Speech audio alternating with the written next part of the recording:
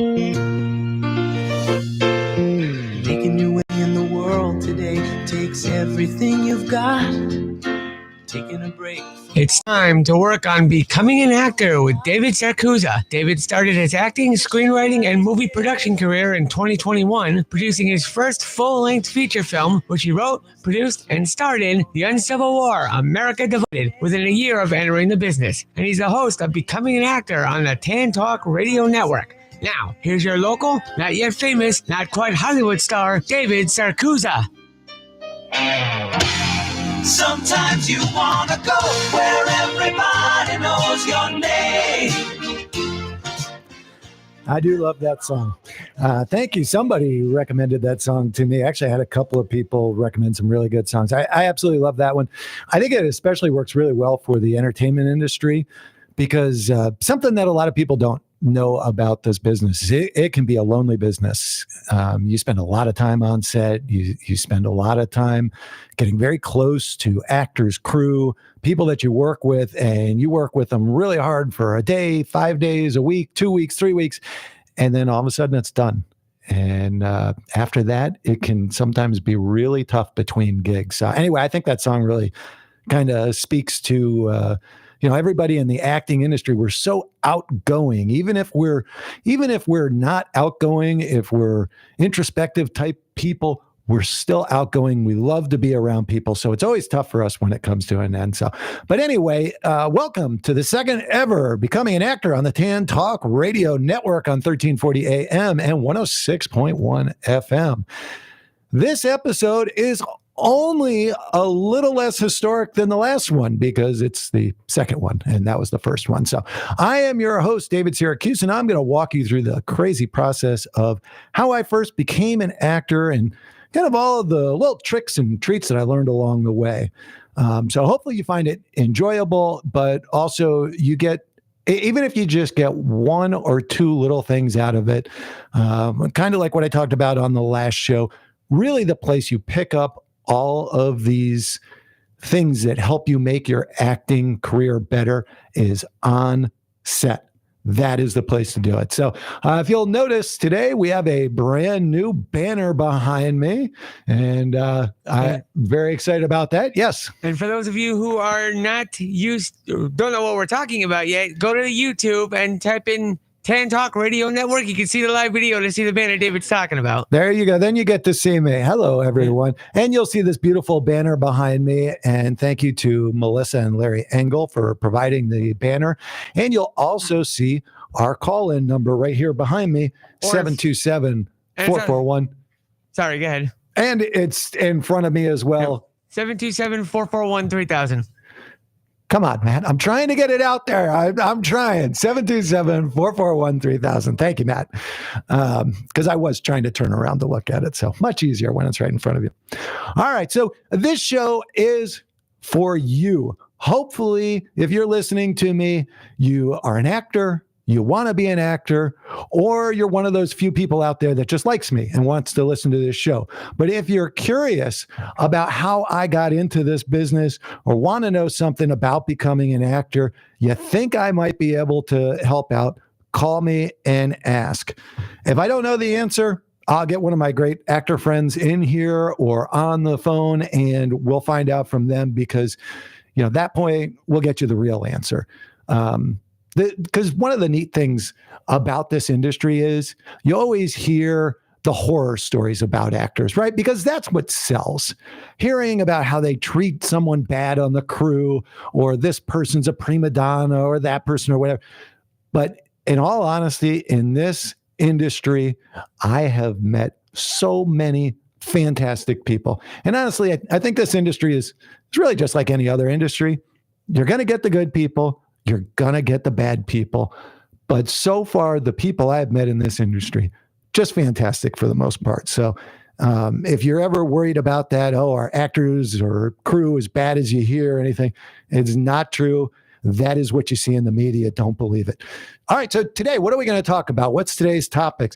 Today's topics, we're going to touch on agents. Should you get one? How do you get one? Do I have one? I'll just give a little Well, disclaimer right now, no, I do not. So you can survive in this industry, if you call what I'm doing surviving, without an agent, but they have their role. Your IMDb number, how to influence it, should you influence it? And I'm not going to give any spoilers there. So you have to continue listening if you want to know about that. Should you get an agent? This is a big discussion. And it's a big discussion among actors as well. So there's no yes or no answer. And that's interesting because in this industry, there's a lot of there is no yes or no. There is no right or wrong. In my last industry, I sold insurance. A lot of the times, there was a very concrete answer. Hey, if you want to be a sales agent, this is how you do it. Yeah, you can do it in some different ways, but it's pretty cut and dry.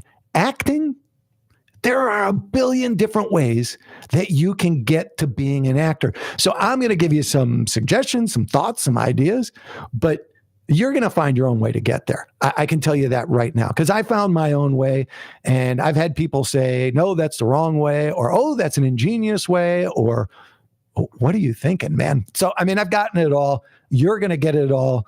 If you get into this business, everyone is going to have a different theory on how you should do it. There is no right or wrong answer. All right. So last week, we talked about preparing your online presence. So if you didn't hear that one, you should go back and listen to that one. There's only one other one to listen to, so it won't take much of your time. Getting headshots, audition sites to go to, all of that. Before you look at an agent, you really should get onto some sets. Because again, it is not necessary to have an agent. Don't feel like you can't walk onto a set until you have an agent. There are people who have been doing it years. In fact, I was just on a set out in LA and I spoke with an actor, very accomplished, very nice guy, sat down and chatted with me for a little bit. We had a little time on set where nothing was going on. I hadn't spoken to him at all, but he was super nice, sat down and talked to me for a few minutes. And he said, years ago, I made a conscious decision. I fired all my agents. He had one in New York. He had one in LA. I forget. He had another one someplace else. He said, I called him up and he said, what you want for me in the industry is not what I want for me in the industry. So he went the opposite way. He had all of the agents and he axed them all. And he said, I really liked them. It was nothing like that. He said, I was just looking for something different. All right. So the reason you want to get onto a set first is because you want to learn something about the industry before you start talking to agents, right? And you want to have an idea when you're talking to them because you don't know what you're looking for in an agent, right? When you first pick up the phone and you call someone and the agent starts talking to you about, what percentage they're going to take or how they're going to get you onto jobs or do you have headshots and things like that. You want to have some idea. There are a lot of great agents out there. So chances are you would probably find someone good that would kind of walk you through the process. And in that way, you might say, well, Dave, don't I want that? Wouldn't I want a partner who's going to give me some suggestions? Yes, but you can get that 3 months from now, 6 months from now. Get out there, learn a few things, talk to some people, right? And don't immediately lock in with an agent. Now, here's the cool thing. We live in Florida, or at least I do anyway.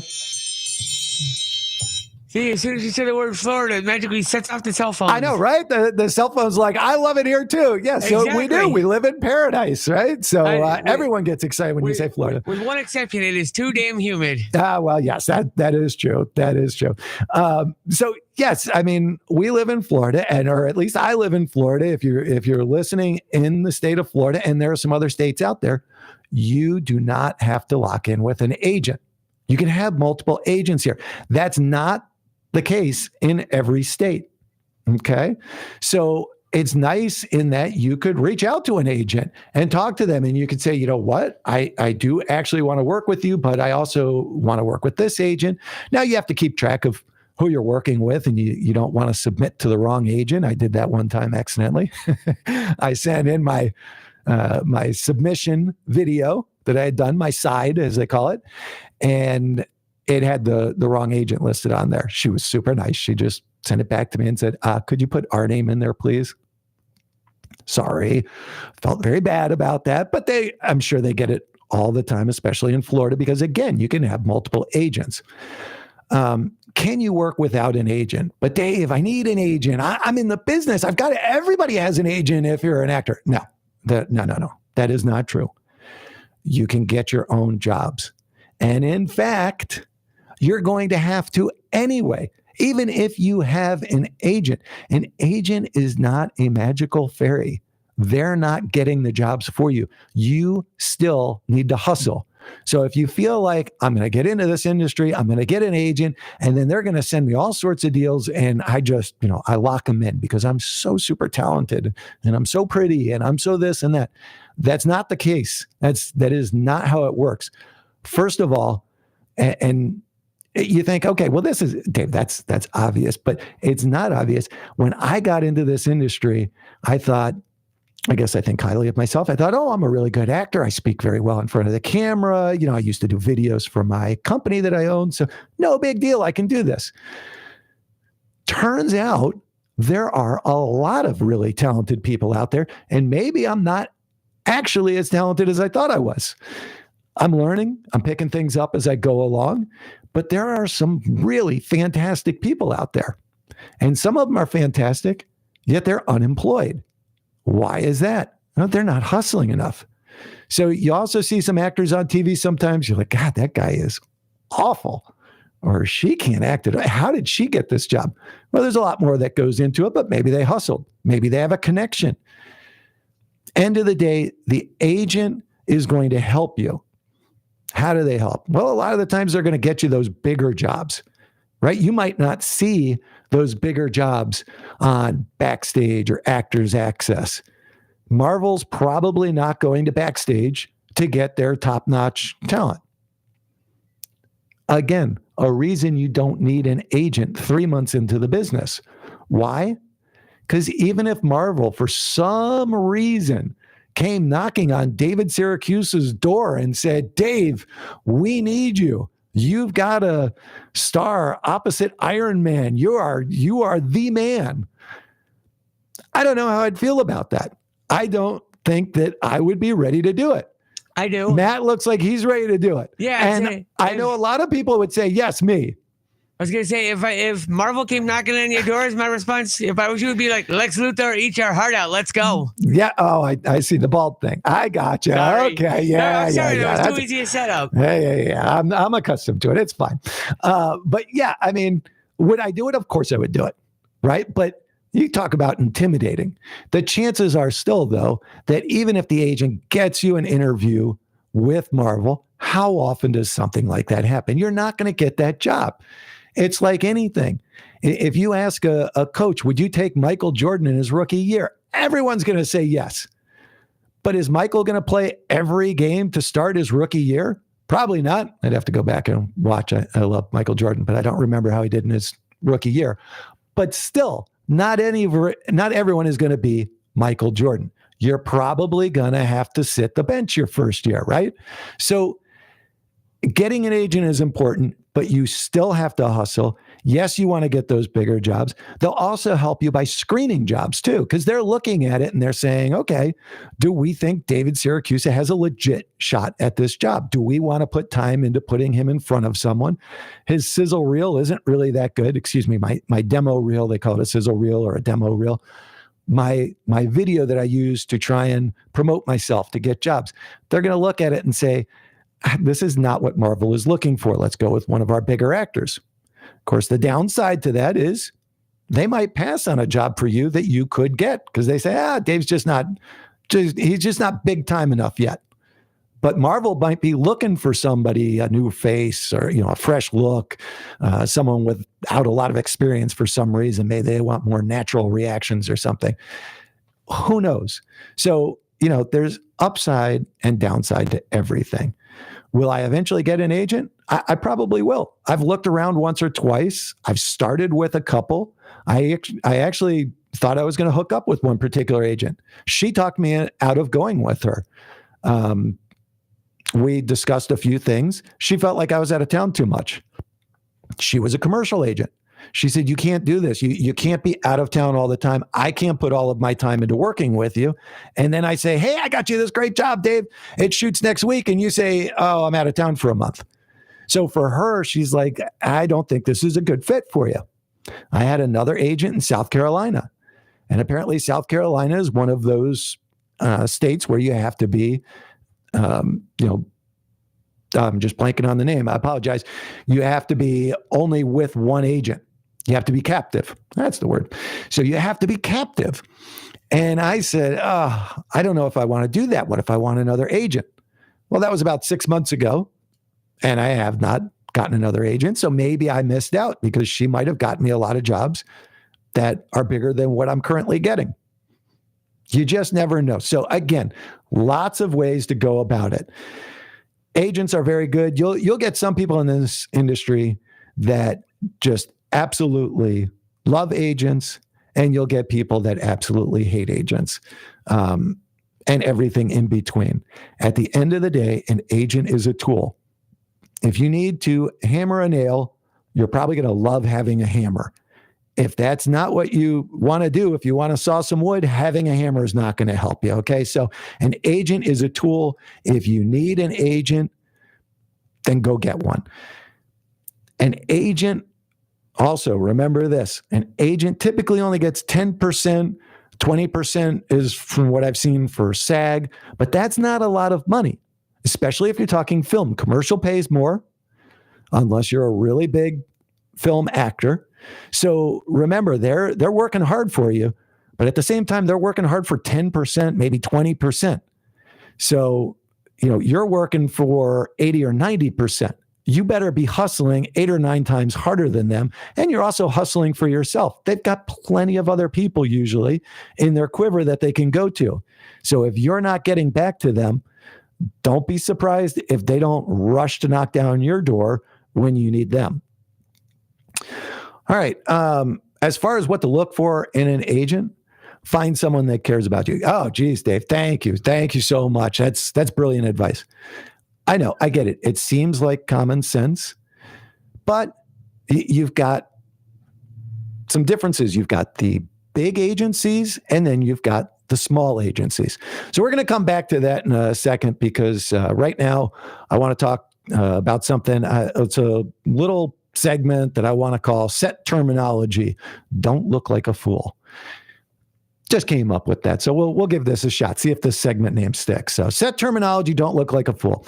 This industry is full of jargon. It's so easy to get confused.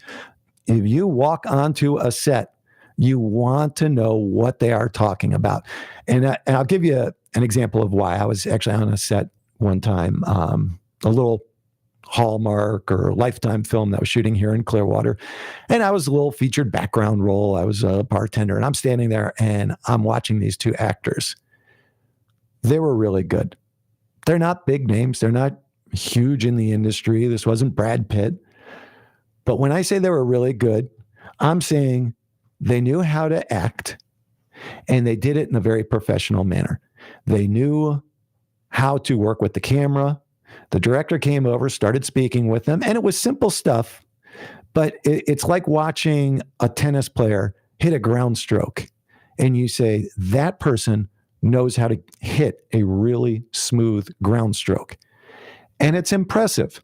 It's impressive for the director, because the director doesn't have to kill themselves giving constant instruction to you. So it was almost like a dance. The director came over, spoke with the couple, it was a guy and a girl, and he said, okay, so what I'm trying to get at is I want the lighting here. The male actor said, okay, I'd probably step through like this then, right? Director said, yeah. Female actress said, I'd probably spin around like this. Do you want me looking over the shoulder this way? Yes, I do. Okay, I'm trying to get to the camera, so I'm going to cheat a little this way. And it was like watching a well-groomed dance. This was not any kind of blocking, which blocking refers to the actions that the actors do on set. It was not any particular type of blocking they had already discussed. They were discussing it real time, But whereas you could tell with the director, whenever he was talking to the background, he had to tell us what to do. Very specific. I need you to do this. No, turn this direction. No, do that. Okay. All right. You're good. With these two actors, they had been acting for many, many years, and it was effortless. And that's what you want when you get onto a set. So when a director says to you, we're going to shoot an OTS, you don't want to stare at them like a deer in the headlights. You want to be able to say, oh, okay, they're shooting over the shoulder. I get it. They're going to catch part of my shoulder in the picture while they're focused on the other actor opposite me. You want to be able to know those terms because you want to make it easy on the director. You want to make it easy on all the crew that you're working with because they're going to want you back on set if you know what you're doing. If you look like and really are a professional, they'll want you back. So let's talk about some terminology. We'll start with some really basic ones. Call sheet. And this one should be very basic. For some reason, I've actually seen this trip up some actors that have been in the business longer and should know this. But a call sheet is a sheet that explains the shooting schedule. It tells actors and crew where and when to be on set. Now, the thing that confuses people about this, and I will admit to getting confused about this when I was new in the business, you know why I got confused? Because I was new in the business. So that's what happens when you're new in the business. Don't be embarrassed by it. You learn from it and you move on. So the one thing to know is it comes out very close to shooting.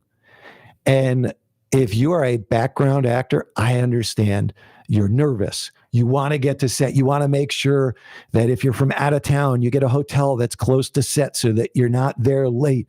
You want to make sure that, where the set is so you can put it into your Google Maps or whatever, and you can make sure. So all these things are running through your head and you're very worried about it.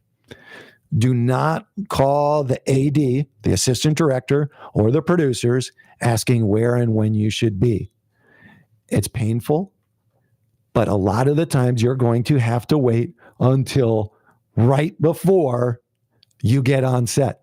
Literally, I've had call sheets come out to me where I'm in a hotel sitting there waiting up 11 o'clock at night, midnight, 1 a.m. Oh my God, when's this call sheet coming? I probably have to be on at 4 or 5 in the morning. I've got to get, and then the call sheet pops into your email. It happens. All right. Now, sometimes you get them a day or two early. You are not going to get them a week early. You're not going to get them a month early. I actually just had to call a production that I'm going to be on. It's a much larger production. I have a bigger role in this one, but I have 2 productions going on at the same time in October. So I had to call one of them and I said, please, you have to at least give me a range of dates because I have to tell this other production when I can be there. And it's tough. You're going to juggle schedules. But I'm telling you right now, if you call the assistant director, the AD, or you call the producers, or you call, God forbid, the director, or you call too many people and you annoy them, you are going to get yourself kicked off set and they're not going to want you back. So the call sheet is very important. It will have all the information on there. It'll tell you when to show up, where to go. Just remember, there are a lot of addresses on there because they'll have the address for the closest hospital in case someone gets injured on set. They'll have the address for holding. Sometimes they'll have an address for parking. So just make sure when you're looking at that call sheet, you look very closely, and there'll be a general actor call time. There'll be a general crew call time, but you need to look for when do you need to be on set. That's when you show up. Okay, so that's the call sheet. That takes us to our second term, below the line. And below the line's kind of funny. There's obviously above the line if there's below the line, but we're just talking about below the line today. And that refers to budgeting. Okay. And usually, so I said we're just talking about below the line, but above the line are the most expensive budget pieces. But don't think for a second that below the line means cheap. That is not true. Trust me. I did produce a full-length feature film last year the Uncivil War, America Divided.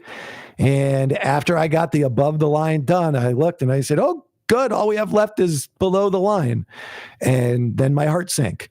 One of the below the line pieces are the AD department that we were just talking about. So the assistant director department. And we'll discuss above and below the line more in the future. But the third and final term for today is the AD department. Like we were just saying, like I was just saying, they handle scheduling and coordination. The first AD, they assist the director with vision, but they primarily direct the scheduling, running of the set, ensuring other departments run properly, an extremely important part of the set. And the funny thing is, you'll hear me say this over and over again. This is an extremely important part of your set. You've got to put money into this.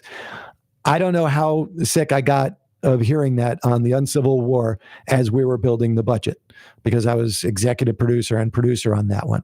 So as I was building the pieces, and I said, okay, well, how much do we have to pay for the director? How much do we have to pay for the assistant director? How much do we have to pay for the medic? How much do we have to pay for the grips? And every time I'd say, okay, well, how important is this? Because I was still new in the business. And again, I depended on the people that were my professionals that I hired. So, okay, sound department. I mean, oh, no. You really have to spend on the sound. Okay. All right. Okay. Well, we got the AD department. Oh, we have to get cameras, the equipment. Okay. Well, how much? Oh, you need to get an important, the camera is such an important piece. I said, please tell me what is not the important piece. And there just isn't one. What it came down to was, post-production. We don't have to spend as much on that. Oh, that's where it all comes together. Every piece that I asked about was extremely important. So do not believe for a second that below the line is not important. Below the line is extremely important. It is just a budgeting term, and it refers to the pieces of the budget. All right, so let's get back to talking about the agents. So I started to say something about the big agency versus the small agency. I mentioned before, I don't have an agent, so it's tough for me to give a lot of info on this from firsthand knowledge. But I'll tell you what people have told me on set, because to me, firsthand knowledge, it's like when you go to a hotel. If you stayed in a hotel one time and it was great, hey, that's fantastic. But what you really want to look at is the 1,000 people who stayed at that hotel before you, because you may have just lucked out one time, or maybe you had a bad experience, but 999 other people had a great experience. So to me, the important thing is, what do people on set say? And again, it goes back to an agent does not necessarily mean more jobs immediately. So big agency or small agency? Big agency, obviously, you have the chance for the bigger jobs, right? That's the whole appeal to getting that big agency. They're in tight with those big studios. You really want to get a big job. You want to land something big. That's where the big agency comes in, right? But just think about it. If they're a big agency, and I'm sitting here saying, guys, you have got a 52-year-old bald man in great physical shape that can act like nobody's business. They might say, but Dave, we've got 10 of those, and those are just the good ones who are much better looking than you.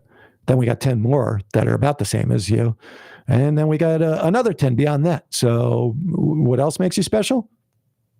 So the big agency, you're in the grind with a lot of other people. The small agency, they might look at you and say, you are a 52, kind of good looking, bald guy. We could use you. We don't have anyone else like you. But maybe they don't have the connections. So again, the nice thing about being in Florida, you do not have to restrict yourself. You could look for an agent at a big agency, and you could look for an agent at a small agency. So it's a business. I said this last week. I'm going to say this a lot again. This is a business. I retired from my old business and I thought, oh, okay, I'm going to kind of kick back and do my own thing. Ooh, maybe I'll give acting a shot. I did not realize at the time that I was going into business again. I thought I would jump online and kind of surf around and find myself some jobs and maybe go out and act. My problem is I can't take it that lightly. So now, again, I want to be a number one actor. I was a pretty darn good insurance guy. So now, my goal there was always be the number one broker in my state or with the PEO that I worked with. So now I want to be the number one actor. Am I ever going to be Chan Tatum? Probably not. Certainly never going to look like him, but I might get that kind of publicity one day. I might get that range. It all comes down to me and the fact that it's a budget. It's a business. So how do I get that reach? How do I get myself out there? Well, you promote your business best. Get an agent. If you think that's the way to go, get an agent. But if you don't get an agent or you do get an agent, it does not matter. Keep hustling. It's up to you to get the job. This weekend, I had a request for a job. I blew it. I did not get my side done until too late. I finally submitted the side on Monday. It was supposed to be due at 8 a.m. I got it in around 3 or 4 p.m. It was too late. I did not hustle. I might have gotten that commercial that paid pretty well. I would have liked to have had the money. I would have liked to have had the job, but I did not hustle. And that's going to be the difference. And that's also probably going to lead to an agent saying, why am I going to send business to Dave? Dave's not hustling. I worked my butt off. I got him this opportunity. He didn't submit his side in time for me to send on to the company. Next time I might send it to Bruce. Bruce is a better looking 52-year-old bald guy anyway. So you've got to keep hustling. All right. Agents also come in different varieties, right? Because there's a lot of different acting jobs out there. Do you want to be in film, on stage, on TV? Then you want a theatrical agent. Everybody wants film. Oh, yeah, I want to be on a film. I want to be in a theater. I want my friends and family to see me up on that stage. I want them to see me on that screen. That would be the coolest. Big screen, small screen, whatever. That's great. Just remember, theatrical does not necessarily pay the bills. A lot of actors out there work in theater and film for not much money. Commercial typically pays more. So you've got your theatrical agent for film, stage, and TV, and then you have your commercial agent for commercials and voiceovers. Commercials can be a huge money source for the actors and the agents, which again goes back to, if you're going to get an agent, you might want to consider working in commercials because they are more excited to get you business because those commercials pay better. Plus, a commercial is usually 1-2 days, good paycheck, they move on to something else. You're stuck on set for 10 days and they're making peanuts off that. They can't put you out there again for 10 more days. It's a business for those agents. You better believe it. If you don't think they think about that, you are 100% wrong. An agent is thinking about, how can I pay my bills the same way you are? So yes, they do come in different types, and it does make a difference which agent you're talking about. There's also music agents out there. All right, so if you want to get an agent, how do you go about getting an agent, right? Because that's just as important. Open up the phone book. Sorry for anyone under the age of 40. That's a big book that people used to look up numbers in. Well, I'm under the age of 40 and I still know what a phone book is. My parents had one in the house all the time growing up. How many times have you opened a phone book? I haven't opened up a phone book in probably close to 20 years, but I know how to look stuff up in a phone book. There you go. All right. Well, there you go. Making your generation proud. Good job, Matt. All right. So, yes, you can go to Google. You can go to the old phone book. But again, to me, the best way to get anything is Yelp. Get those referrals. Get those agents that get 5-star reviews. No, I'm not really saying go to Yelp. What I'm saying is, again, it all goes back to get on set as soon as you can and as often as you can. Get on set, because what happens there is networking. That is what I really harped on last time, and I'm harping on it again because people love to recommend. They really do. People will recommend the agent that they like best, the jobs that they like best. I just put 2 people onto a job set in Atlanta that I'm going to be on because I told them, STZ is going to be a huge movie. You want to be there. It's shooting in October in Atlanta. You want to be a part of Angry Troll Studios. Some great guys there. You want to get together with them. You want to meet them. You want to talk to them. 2 people already signed up with them. I got my really good friend, Bronson Buddha Taylor. I got him to hook up with them. He got a major role with them. He's going to be in The Legend of Johnny Jones. I am super proud of the fact that I put him in touch. Now, again, it all goes back to hustle, right? I could have put Bronson in touch with them, and he could have taken his time getting back to them, or they could have taken their time getting back to them, and nothing would have happened. But both of those groups hustle. Bronson and Angry Troll Studios hustle. And so they made it happen. And you better believe I'm proud of that. I'm proud of the people that I brought onto that set. I'm proud of bringing Buddha on there. I am proud because I get a chance to help someone, right? So when you get on set, the first thing you want to say is, hey, how are you doing? What can I do for you? Blah, blah, blah. I'm new to the industry. Hey, can you throw me some suggestion? Oh, yeah, this is what you got to do. I guarantee you, if you ask 4 people on set, just, like I said last week, be polite. Like your mom said as you were going out the door. Say please, thank you, make some friends out there, and good things will happen for you in the world. If you ask 4 people on set, 3.5 of them will give you fantastic recommendations. And the other half, it's probably just because they gave you a bad recommendation on accident or it didn't work for you or something. But if you say, hey, how's your agent? They're going to tell you, my agent is terrible. My agent doesn't do anything for me. Or they're going to say, I have got the greatest agent on the planet. You need to talk to them and use my name. That is the best way. And then once you get that agent's name, you want to research them. Like I said at the beginning of this, I've been given a number of referrals. So far, none of them have worked out. One agent talked me out of it. Another agent was out of state and I didn't want to be exclusive with them. You never know, right? But get some agent names if you want to work with agents. Find out if the actor you're talking to, hey, do you know anyone else that works with this agent? I might want to get their thoughts on it as well. So get on set, network. It's a great way to figure those things out.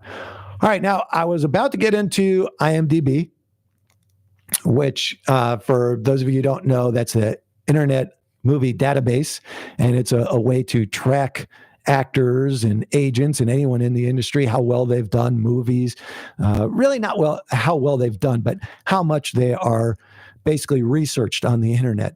How many news articles are they in? Things like that. But I don't know if I'm going to have time for that. Before I get to that, I did want to talk about something else. I have another segment that I'd like to do each week. And in this one, I'd like to highlight some local movies or local filmmakers, because again, this industry is all about helping each other. I really feel that way. I really feel, especially in Florida, we are a tight-knit group. We're not Hollywood. I get it. We're not big time down here in Florida. We don't have all of that amazing stuff that they have. I know. I was going to say, you did. I mentioned Florida. Yeah, well, it's that, and you just said you're not all that big time in Florida. Apparently you are with your phone going off again. That was my stupid alarm saying, mention the movie of the week. So all right, let's do that then. Yeah, that's what I'm doing. So I'm ahead of my phone. That's all. So this week, are we highlighting a movie? No, we're actually highlighting an entire film festival, the Fear Fame Film Festival. And it is the inaugural year for the Fear Fame Film Festival. Try saying that 5 times fast. The inaugural year, it will be held September 23rd at the Look Dine-In Cinema in Tampa, Florida, at the University Mall. Now, the entries for the films are already closed, so if you have a great film for it, save it for next year. You can't get it in now, but you can go see all of the incredible films that will be featured in it.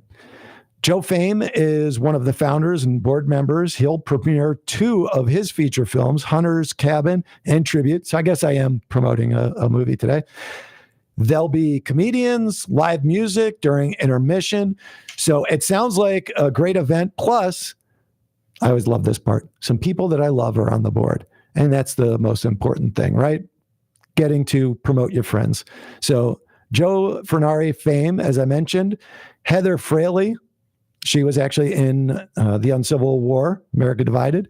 Jonathan Montes, and my personal favorite, my very own business partner and good friend, Iris Cookie Reyes, who probably didn't even want me to mention her, but I did anyway. So all day Saturday, September 23rd, the Look Dine-In Cinema at the University Mall in Tampa. I hope to be there. I'm not sure if I'm going to be out of town or not, but you should get your tickets today by searching for the Fear Fame Film Festival online. All right, so going back to IMDb, and Matt, you had a question for me about IMDb, right? I did. We talked about this when you got here at the start of the show. I've seen this before with movies where, especially if you look at like Wikipedia, they'll either put wrong information under an actor's acting credits or under the movie description itself. So if somebody put up an acting credit for you on Wikipedia, and then you try to look up the same thing on IMDb and you find that it's totally different, which one's more accurate, IMDb or Wikipedia? IMDb is not Wikipedia. Right. Thankfully it's not, Yeah. but No. So the interesting thing is, and I thought that was a great question because you were talking to me about it when I walked in and you said, is this accurate? So IMDb really it should be very accurate. And it's very rare that I see where it's wildly inaccurate. How does the info get put up on IMDb?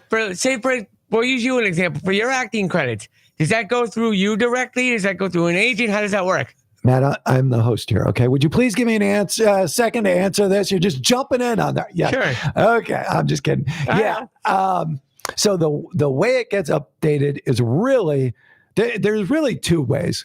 Either one, you're updating it, or an agent of yourself is updating it, or the production is updating it. And a lot of the times on the bigger productions, they're going to want to update it themselves. And that is because obviously they don't want, me going in and saying that I was in, a Marvel movie, or I've got to stop saying Marvel movie. I got to come up with something else. I was in Mission Impossible.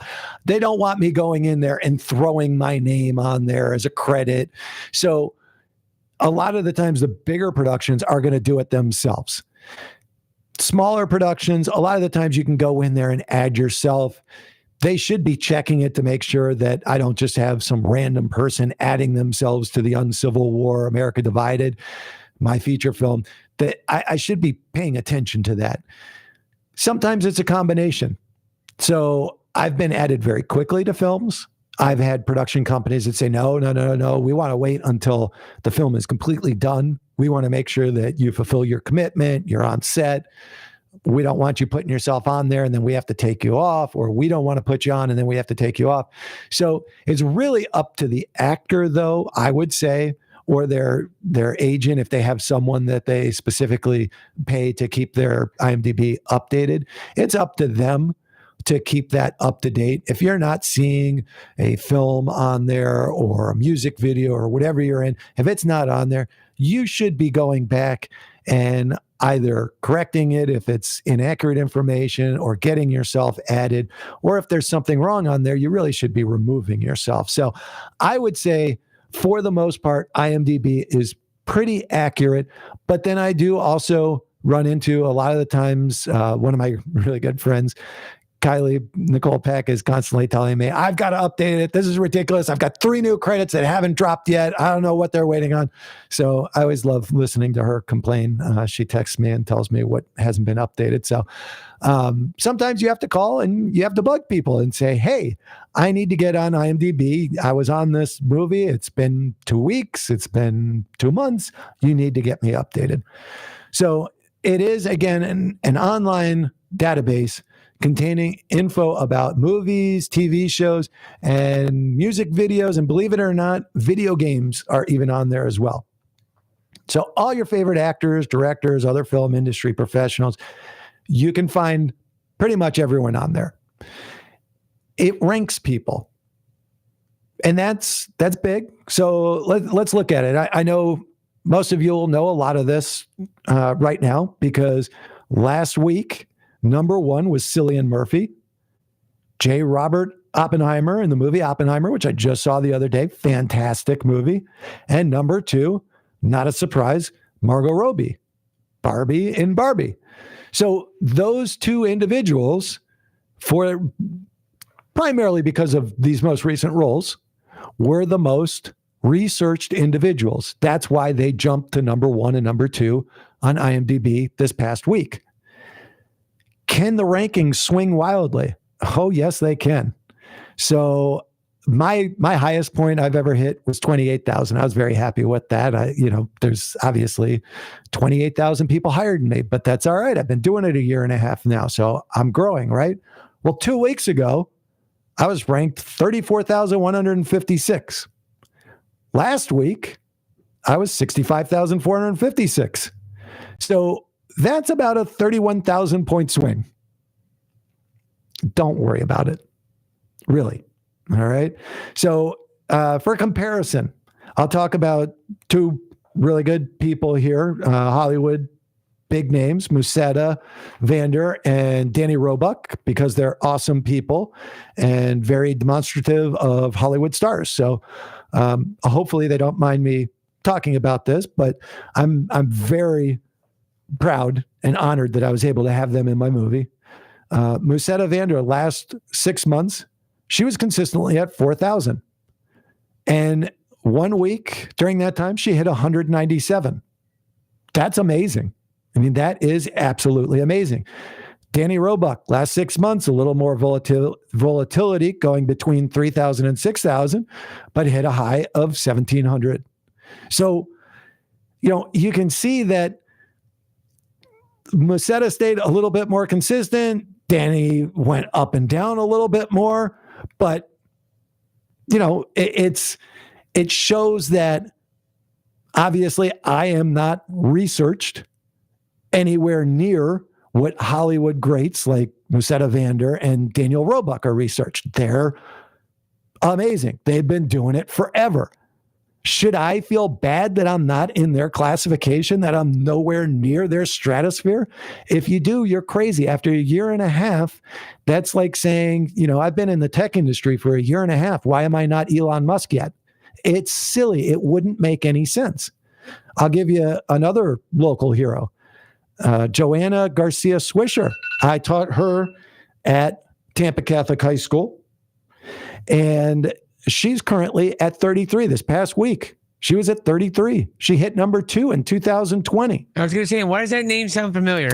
So Joanna Garcia Swisher, she married Nick Swisher. I know that. Yeah, the baseball player Nick Swisher. And I believe they live locally still in Tampa. She was in Sweet Magnolias. Wasn't she also in Reba, a TV show? Yes, she was. She was Reba's daughter. I was going to say, that's why that name sounded familiar. Yes. She's been in a ton of stuff. She was also in the one with Stifler's mom. Blanking on the name. Yeah, I'm looking. Hang on. Yeah, you know what I'm talking about. Anyway, I think so. Yeah, she's been in a bazillion things. You're talking the American Pie franchise. American Pie franchise. Yes, I believe she was the second one. Yep. Yeah, she was in 2. Yes, okay. Yes, she was. So, I absolutely loved her. I taught her for a year or 2 at Tampa Catholic High School. So it's great to have a local legend like her. Sweet Magnolias, not my favorite. My wife absolutely loves it. She watches Joanna every week, loves that show. So should you worry about your score? No, you should not. Not necessarily. Not when you first start. Do you want to try and get it up there? Absolutely. To me, again, it goes back to this is a business. You have to promote yourself. Look, in 2021, I was around 10 million.